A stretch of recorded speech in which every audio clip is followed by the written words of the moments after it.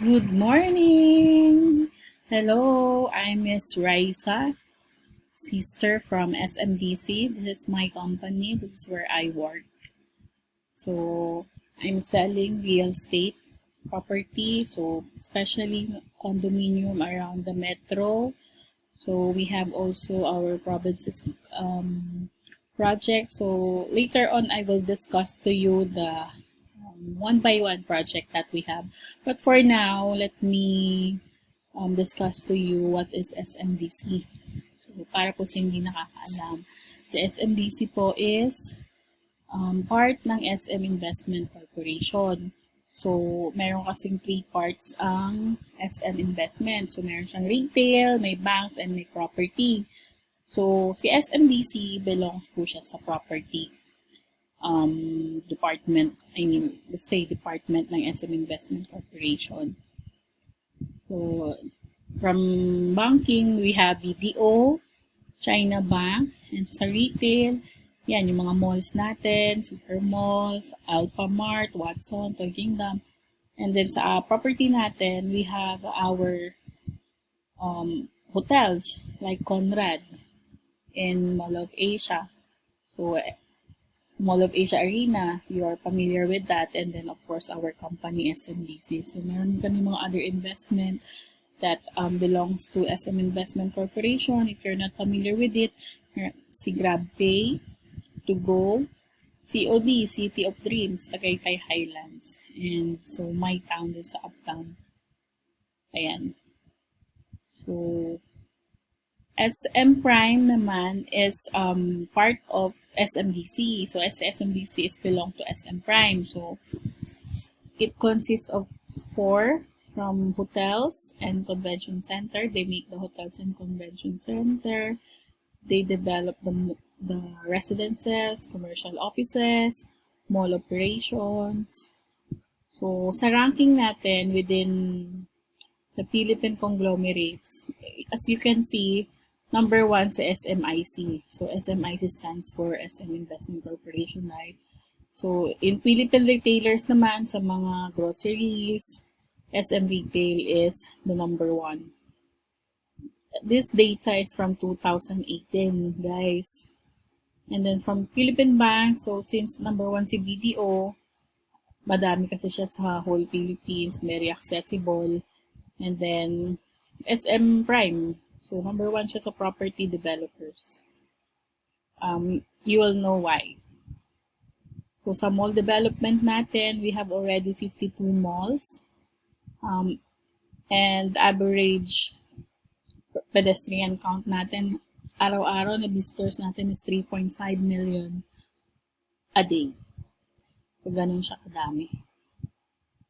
So, commercial offices, it's sa mga, especially in Mall of Asia complex, almost na mga offices doon is si SMDC ang owner. Hotels and conventions. So, yan, meron tayong Radisson, Pico Sands Hotel sa may Batangas, Park Inn, Radisson, and many more. SMX, of course. So, we have our 5-star residences.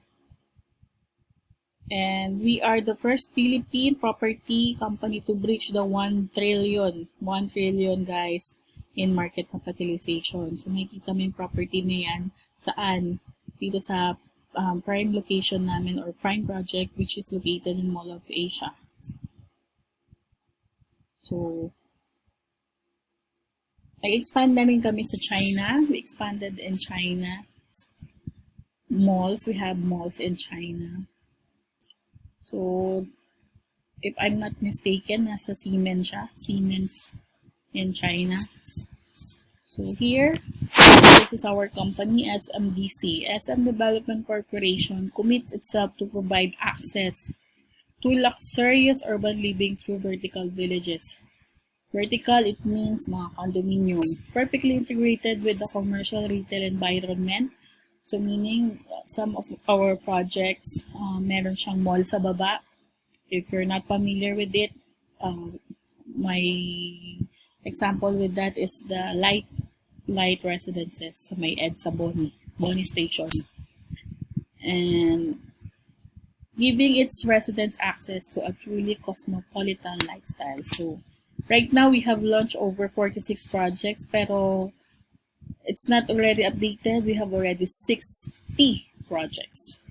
So, sold over more than 160 units and delivered 60,000 units already. So, ano yung key to success ni SMDC? Bakit siya nag-success sa property selling? Property development. So, number one is prime location. Integration of retail development. Yun nga, masabi ko, meron siyang mall sa baba. Sometimes yung iba, kung wala mang mall, meron na siyang mga accessibility. So, let's say they have supermarket downstairs. So, sa property. Sorry with that. Hotel-like lobbies. Alam niyo naman, if you come to some of our project, para siyang hotel. Para ka nang naka-hotel. And of course, yung pinagmamalaki namin is aming resort-styled amenities. Napakaganda po ng amenities ng SMDC. Hindi kami mapapahiya sa inyo. So, we have our also professional property management. They are handling the SMDC leasing. So, sila yung, if you want your unit to be leased, at let's say, wala kayo dito sa Pilipinas, you're not here in the Philippines, at nag-worry ka na walang mag-aasikaso ng unit mo, pwede mo siyang i-enroll sa aming leasing department. So, that's the good thing na meron kami. So, this is our chairman, Mr. Henry C. Jr. So, ito ang vision niya. I want the Philippines to be a nation of homeowners. I want everybody to be affluent so we will have a better life, primarily with a roof on our heads and a good, clean environment to live in. The environment plays a big role in our present and future because it shapes you. So, this is Miss Henry C. We call him Mr. Big Boy. Siya po yung pinaka-chairman ng SMDC.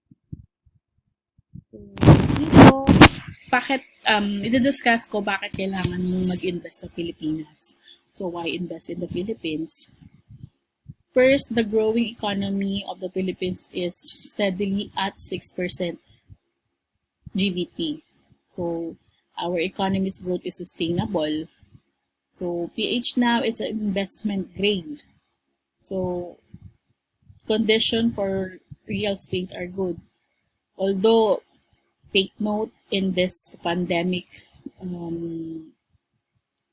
state natin right now, although sinasabi nila syempre economically medyo low ang ating economic state, but you know, ito yung mga times na mas magandang mag-invest. Alam niyo ba kung bakit? Kasi naka-freeze lahat ng price.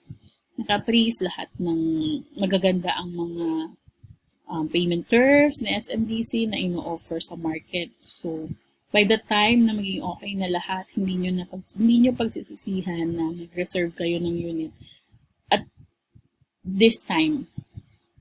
So, sa mga nakakaluwag na gustong mag-invest, this is your best time na mag-invest kayo sa SMDC.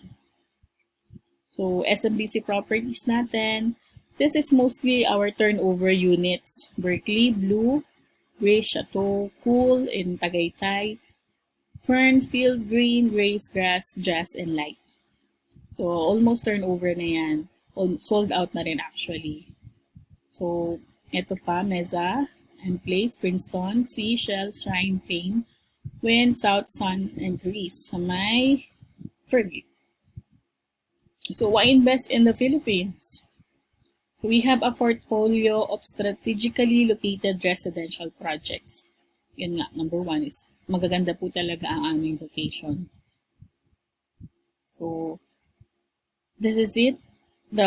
We keep our investor and tenants needs a priority top with our ideal terms of payment. So, like what I've said, napaka-ideal po ng terms of payment namin. We have for as low as 8,000. Meron ka ng condominium. Although sabihin mo man na malaki bahay mo, marami kang bahay, but this is part of an investment.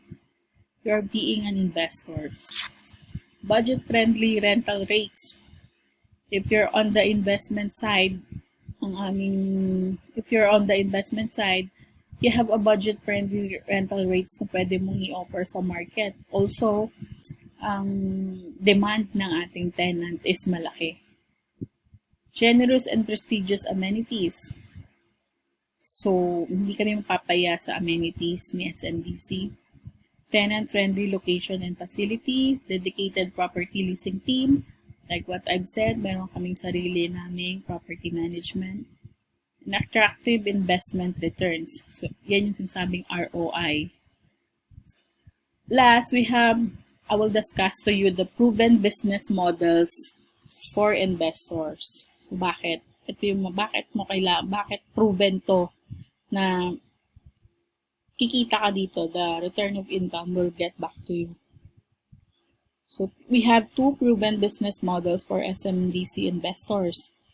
Number one, you buy and then you sell. So, basically, buy and sell talaga siya. Bibilhin mo siya sa ganitong price, and then isi-sell mo siya, let's say, after 5 years na ma-turn over yung unit, pwede mo na siyang ibenta at the higher price. Of course, kasi almost every year nag-i-increase tayo. Kasi by the time na ma-turn over ang unit mo, malaki na yung price neto simula nang nabili mo siya.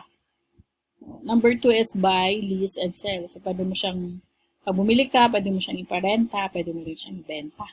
So, yun siya. This is the model of the number 1. Buy a bulk of free-selling condominium units and let's say you allot 3 to 5 years for value appreciation. So, next is you resell it at the bulk. And then, for the 3 to 5 year, nag-appreciate na yung value niya. So, number 2, you invest, you lease, and then you resell. Kasi bumili ka ng mga bulk 2 to 3 units. Ipaparent mo siya after 5 years kasi 5 years ang ating construction ng isang building bago siya ma-turnover. So, after that, pwede mo na siyang ibenta. We sell the bulk condo units on the 10th year based on the appreciated value. So, ito sinasabi ko sa inyo, napaka-simpleng model. Ito na yung pinaka-simplest model na pwede nyong maintindihan. So, i-invest ka, paparenta mo, and then later on, ibenta mo. So, sample ROI natin. Paano mo siya makukuha yung return of investment mo? Rental yield, ito yung formula para makuha mo yung rental yield mo.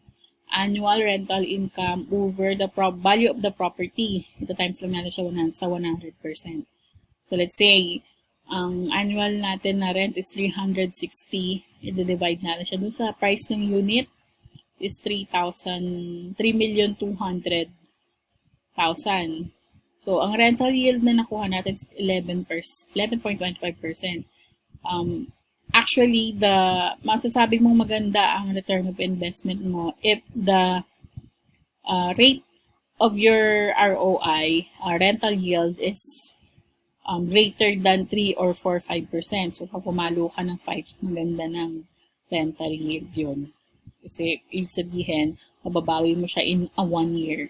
In, let's say, 5 years. So, our target market sa leasing natin, BPO, since magaganda ang prime location ni SMDC, ang tinatarget natin actually talaga is the BPO markets, like executive, yung nagusto, andyan lang, malapit lang, nilalakad lang yung trabaho nila. So, our tourists, marami tayong turista, pwede po kasi tayong usong-uso ngayon yung mga Airbnb, yung mga short-term rentals, para kang go hotel, kasi totoo namang mahal ang hotel, at yung iba, although mas gusto nila yung condo kasi nakapagluto sila. So, let's say, number 3 is the corporate executive, yung mga boss natin na ayaw din sa sobra kasing traffic sa Pilipinas. Especially in Metro Manila. ito na yung pinaka-ideal na pwede mong gawin. Lumapit ka sa trabaho